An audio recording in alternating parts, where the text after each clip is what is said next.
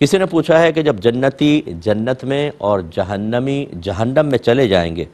تو کیا اور موت ختم ہو جائے گی؟ کیونکہ حدیث میں ہے کہ جب جنتی جنت میں اور جہنمی جہنم میں چلے جائیں گے، اور جس نے جہنم میں جل کر جنت میں آنا تھا وہ آخری امتی بھی نکل کر جنت میں چلا جائے گا، تو موت کو ایک مینڈھے کی شکل میں لایا جائے گا اور جنت اور دوزخ کے درمیان اس کو ذبح کر دیا جائے گا، اور پھر اعلان کیا جائے گا جنتیوں خوش ہو جاؤ کہ آج کے بعد کبھی موت نہیں، تو ان کی خوشیاں بڑھ جائیں گی، اور جہنمیوں سے کہا جائے گا کہ آج کے بعد بالکل موت نہیں، تو ان کے غم اور دکھ اور صدمے بڑھ جائیں گے۔ اب انہوں نے کویسچن کیا کہ کیا ایسا ہوگا جیسے موت ختم ہو گئی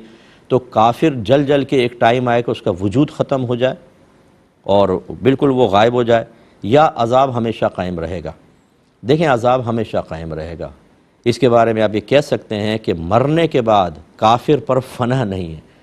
اور یہ اللہ تبارک و تعالیٰ نے اس کے لیے بقا رکھی ہے، کیونکہ قرآن کی نصوص قطعیہ یہ کہتی ہیں کہ جو حالت کفر میں مر گیا وہ ہمیشہ ہمیشہ جہنم میں رہے گا، اور ہمیشگی تو اسی وقت رہے گی جب تک اس کا وجود قائم رہے گا۔ اگر وجود ختم ہو جائے تو پھر وہ عذاب میں کہاں رہے؟ لہٰذا یہی عقیدہ رکھنا ہوگا کہ اس کا وجود باقی رہے گا، کبھی فنا نہیں ہوگا۔ اگر آپ یہ کہیں کہ کچھ عرصے بعد یا کئی ہزار سال بعد جل کے ختم ہو جائے گا تو آپ ان نصوص قطعیہ کے منکر ہو جائیں گے، انکار کرنے والے ہو جائیں گے، جن میں عذاب جہنم کا دوام، استمرار، ہمیشگی بیان کیا گیا ہے، اور آپ کے لیے پھر یہ دائرہ اسلام سے باہر نکلنے کا سبب بنے گا۔